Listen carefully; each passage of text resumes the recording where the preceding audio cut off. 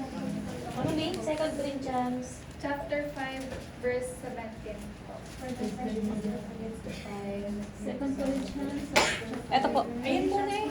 5:17. 5:17 na. Sige po, basahin po natin.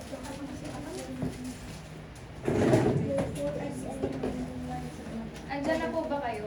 Amen. Sige po, sabay-sabay po natin basahin. Ready, begin. Therefore, if any man be in Christ, he is a new creature. All things are passed away. Behold, all things are become new. Ang sinasabi po dito ay kapag tinanggap po natin ang Panginoong Diyos sa puso natin, binabago niya po tayo. Binabago niya po yung dating tayo.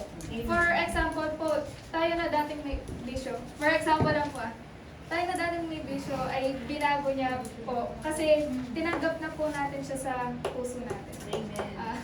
Dati po kasi Don't cry, don't cry. Okay lang yan. dati po kasi hindi po ako ganito. Ano ka? Astig.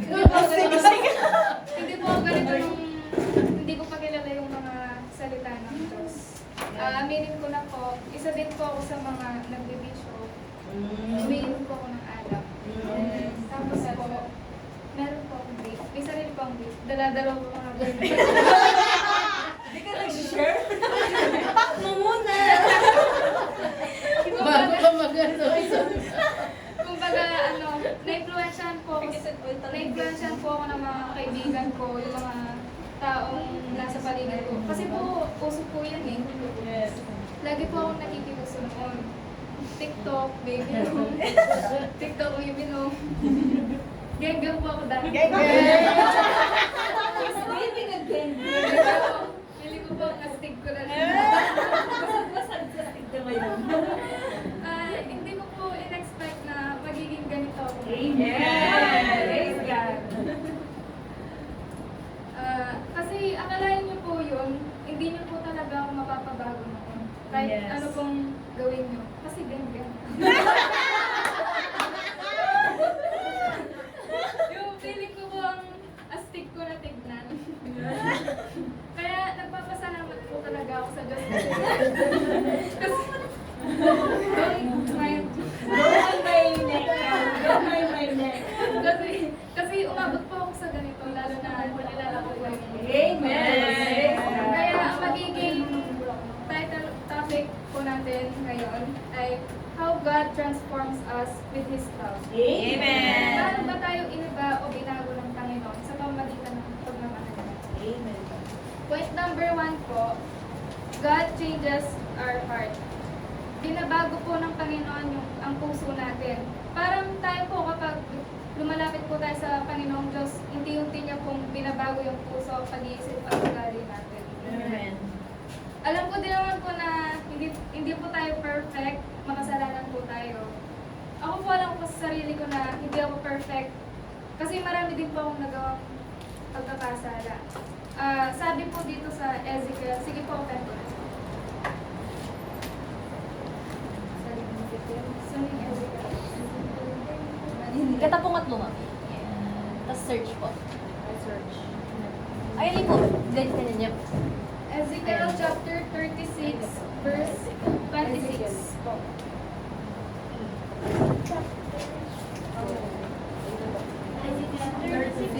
Ezekiel chapter 36, verse 26 po. 36, verse number 26.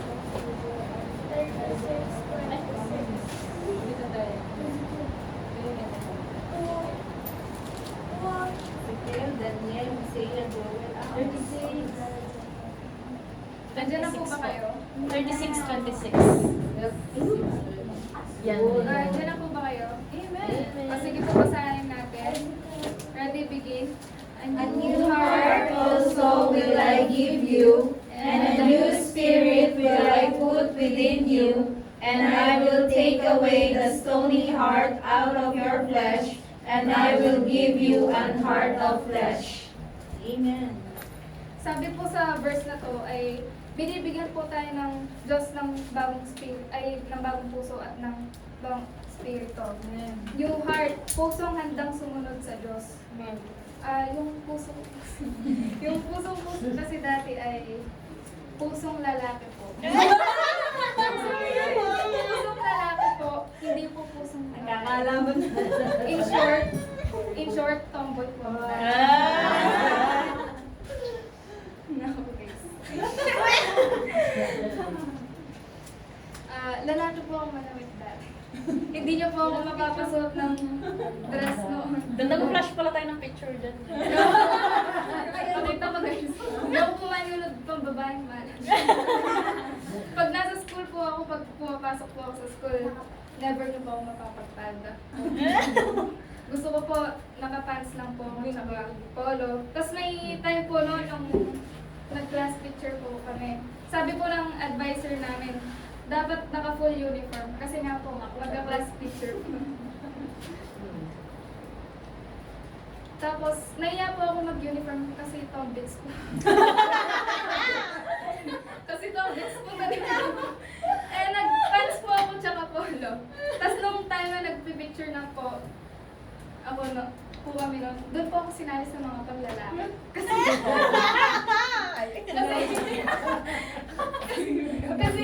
Kasi naka-pants po ako tsaka polo. Kasi po, sa taas po yung mga nasa lalaki. May mga buwan kasi yan. Ito po sa taas mga lalaki, tapos sa baba po yung mga babae. Lagyan daw po baba. May kalibutan daw. Halata. Picture reveal.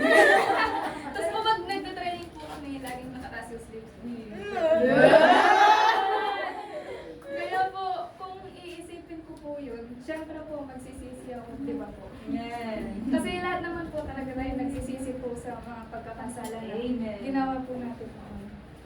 Pero pag lumapit po tayo sa Panginoon, gaya nga po ng sinabi ko kanina, unti-unti niya po tayong babaguhin. Kung dati po puro tayo nakigalang sa bahay, walang sense po yung mga pinagagawa natin. Kahit addict po or manginginuman po yan, kaya pong baguhin ng Panginoon. Amen. Kasi pagdating po sa Kanya, wala naman pong imposible. Amen. Kaya ayan po natin kumilos ang Panginoon Diyos sa ating buhay. Kasi i-bless niya po tayo. Totoo po yan. Dumako na po tayo sa point number 2. Amen. Point number 2, God renews our mind. God renews our mind. Binabago po tayo ng Diyos, binabago po ng Diyos ang pag-iisip o yung mga paggawa po natin, mga desisyon sa buhay po natin. Nung di po natin kilala ang Diyos, di ba po, sobrang gulo pa po ng pagdedesisyon natin.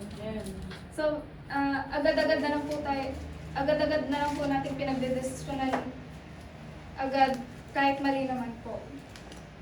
Tapos pag may naisip po tayo mga bagay-bagay, agad gagawin tayo po. Kasi po sa mga oras na yun, walang Diyos sa atin eh. Di pa natin alam yung mga salita ng Diyos. Ako po nung backslider. Nung backslider po, hindi ko po talaga naiintindihan kung ano yung mga tama o mali noon. Siyempre po, hindi pa po kilala si Lord, yung mga salita niya po. Pag gaayain po ako ng mga friends ko or ng mga pinsan ko na uminom, hindi po ako magdadalawang isip, Jill lang po ako. Jill lang po. Kasi pagdating po sa mga ganun dati, go lang po. Basta po marami akong mga bagay na natutunan noon. Pero po, sa mga maling paraan, hindi ko nga po iniisip kung tama ba yung ginagawa ko. Kasi, na-influensyahan po talaga ako noon. Tapos dati po, maliit lang po na bagay, nade-depress po ako agad. Sigawan lang po ako ng mga kaway ko. Didibdibin ko na po agad. Kasi hindi ko po talaga maintindihan nun. Masyas ko po buntok. Karamihan po kasi sa mga kabataan noon or ngayon, pag nade-depress po, naglalaslas po sila. Agad, wala po silang tamang kaisipan. Kasi wala pong Diyos sa puso't isipan nila.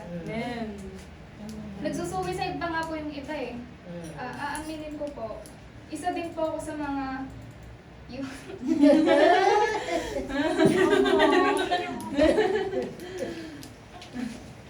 It's okay.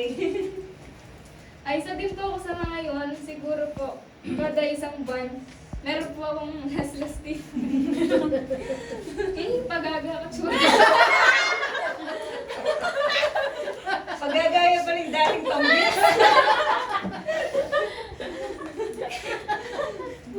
Guys, di ako Ako nakatingin pa New Year. Amen. Say it. Sino ako, guys? Opo, may laslas po ako dito. Sa legs po, tsaka po sa chair. Naglalaslas po talaga ako. Yung tipong wala na po akong pag-asa naman. Tapos may naghanap po ako ng mga malalapitan ko ng friend. Tapos magbibigay pong advice. Pero may mga nalapitan din po ako. Sinasabi po nila, okay lang yan, lilipas din yan. Pero, parents ko nga po hindi ko po malapitan kasi nahiya po talaga magsabi. Gagala pala kami. Running light ka ngayon. Pero hindi ko po alam na yung hinahanap ko po pala ay yung Panginoon Diyos. Amen. Praise God. Siya po pala yung kulang sa akin noon. Kasi kaya po may kulang. Siya po pala yung kulang. Hindi ko po akala na mababago niya yung isang tulad ko na to. Amen. Yung isang tulad ko. Kasi sinasabi ko nga po kanina, pagdating po sa Panginoon, wala pong imposible. Ganun po ka-powerful yung salita ng Diyos. Di ba po? Amen. Sabi po dito, open po natin yung Romans 12. Romans 12 verse 2. Romans 12.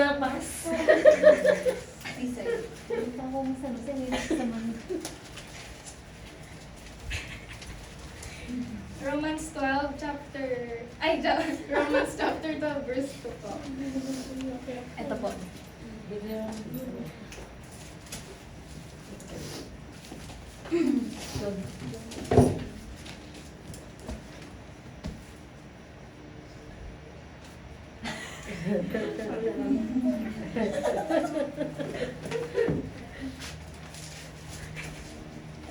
Andiyan na po ba kayo? Amen. Sige po, sabay-sabay po ulit tayo. Ready, begin. And be not conformed to this world, but be ye transformed by the renewing of your mind, that ye may prove what is the good and acceptable and perfect will of God. Sabi po dito, wag po tayong basta sumunod sa mga ginagawa ng tao. Lalo na kung alam naman po natin hindi po ito tama. Kailangan po natin hayaan ng Diyos na baguhin ang puso at isip po natin. Hayaan po natin kumilos ang Diyos sa atin. Kasi po, abang mas nakikilala po natin yung Diyos at binabago niya po tayo. Yung mga, tsaka po nakapakinig po tayo ng salita. Mas natututo po tayong gumawa ng tama at nag-grow po tayo kasama po siya. Di ba po? Sabi nga po dito, be not conformed to this world. Huwag po tayong basta sumunod sa mga maling gawain o sa mga kaisipan ng mundo. Kasi po dito po sa mundo, marami pong bagay na pwedeng maka-influence po sa atin. Tapos minsan po mapapasunod na lang po tayo sa mga ginagawa ng iba kahit mali, di ba po? Sabi po, be ye transformed by the renewing of your mind. Binabago po tayo ng Diyos habang natututo po tayo mag-isip. Sabi ko nga po kanina, pag nagbabasa po tayo o nakakapakinig ng Word of God, mas natututo po tayo at nag-grow po tayo.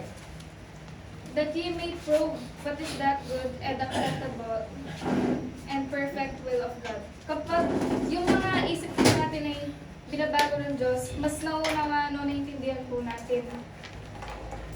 Mas naiintindihan po natin kung paano maging mabuti sa kalooban po ng Diyos. Kaya ganyan po kahalaga yung salita ng Diyos sa ating buhay.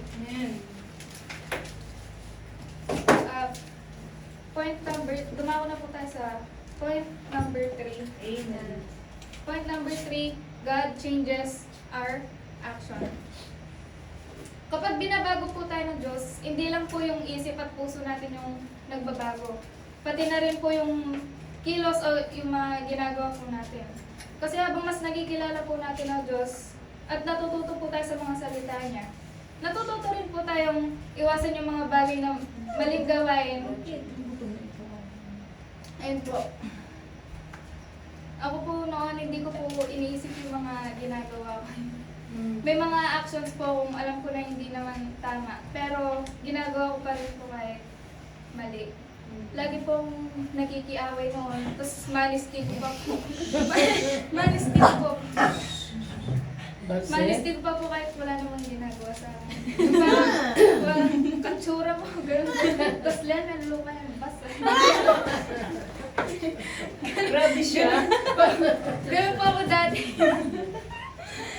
Hindi ko po makontrol yung actions ko. Pero nung ano po, natutunan ko na po yung mga salita ng Diyos, na-realize ko po na kailangan ko po palang baguhin yung actions ko. Hindi lang po yung puso at isip ko. Amen. Hindi ko naman po sinasabing naging perfect ako agad. May mga pagkakataon pa rin po naman na nagkakamali ako. Pero nagpapasalamat po ako sa Diyos dahil nakikita ko po sa sarili ko na unti-unti po akong nagbabago. Amen. Sabi po sa Titus, sige po, Titus chapter 2 verse 11 to 12. God changes our actions.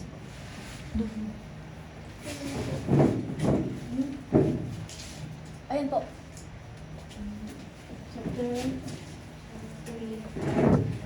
Titus chapter 2 verse 11 to 12. Sige po, ba niyo lang po. Yan. Sige po. Amen. Yan po. Titus chapter 1 verse 11 to 12. Amen. Diyan na po ba kayo? Amen. Sige po, basahin po natin. We'll begin.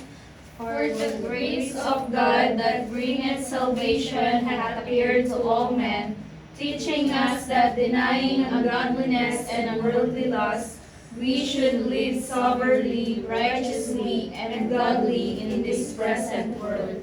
Ang sabi po dito ay tinuturuan po tayo ng Diyos na iwasan po yung mga maling gawain po. Pero dapat po natin piliin yung mga tama at kung ano po yung ayon sa kalooban ng Diyos, di ba po? Denying ungodliness and worldly lust. Dapat po matuto tayong iwasan yung mga bagay na hindi tama sa Diyos. Amen. Hindi po dapat natin kailangan sundin yung lahat ng gusto natin Amen. o yung lahat po ng mga ginagawa ng mundo. Kailangan din po natin matutong magsabi ng hindi, di ba po? Amen. Kasi po, mali po yun eh. Piliin po natin ang tama para sa Diyos. Amen. We should live soberly, righteously, and godly. Dapat po natin ipakita sa ating actions yung mga pagbabago na ginagawa po ng Diyos sa buhay natin. Amen. So po, kapag binabago po tayo ng Diyos, ipakita po natin ito. Kung dati po nasa barkada po tayo, nagiinom, chismis manisty.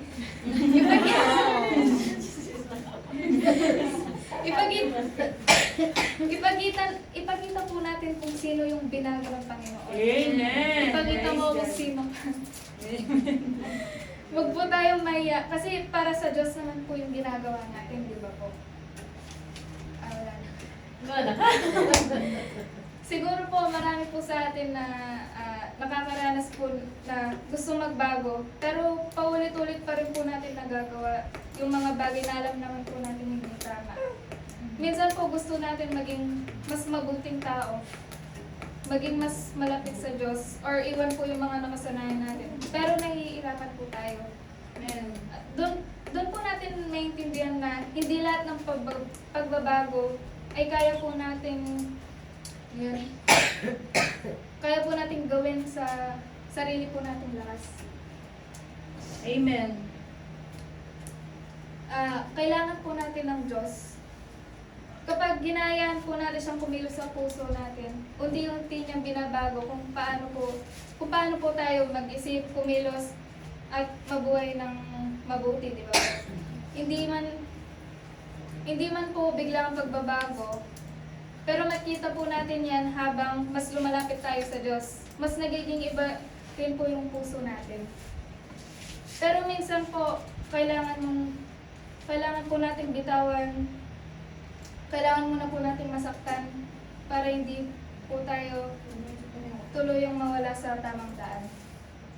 Gets niyo po. Amen. Opo. Pero naniniwala po ako na may dahilan po yung Diyos sa bawat taong kailangan po nating bitawan at sa bawat paalam po na kinakailangan po nating sabihin. Yun lang. Amen! Thank you very much. Palakpakan po natin. Sorry guys, Sister Lian. Nakaka-amaze, no? At the age of 15 years old, kaya niyang mag-devotion na gano'n. Di ba po? Na-amaze ako kasi alam niyo